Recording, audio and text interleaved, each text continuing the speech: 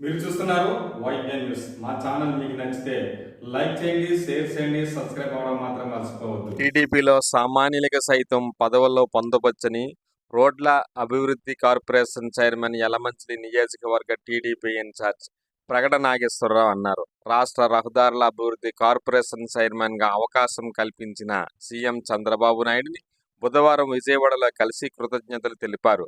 తనపై ఉంచిన బాధ్యతను అంకితభావంతో నిర్వహిస్తానని, టీడీపీని మరింత బలోపేతంగా మార్చి కార్యకర్తలకు అండగా ఉంటారని చెప్పారు.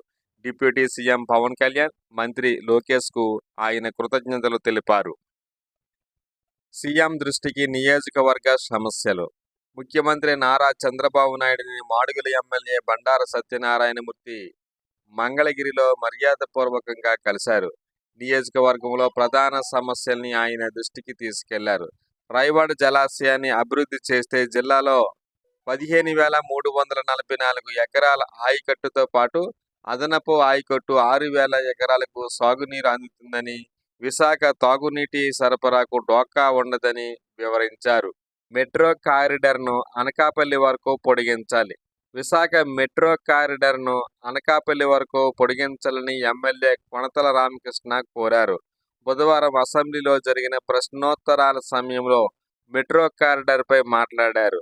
అనకాపల్లిని 2009లో మెట్రో కారిడార్ కోసమే జీవీఎంసీలో విలీనం చేశారన్నారు. 15 ఏళ్లు పూర్తయిన ఎలాంటి పురోగతి లేదన్నారు. విలీనం వల్ల అనకాపల్లితో పాటు భీమునిపట్నం ప్రజలు తీవ్రంగా నష్టపోయారన్నారు. నేడు మెట్రో కారిడార్ను స్టీల్ ప్లాంట్ నుంచి కొమ్మాది వరకు మాత్రమే పరిమితం చేయడం అన్యాయమన్నారు.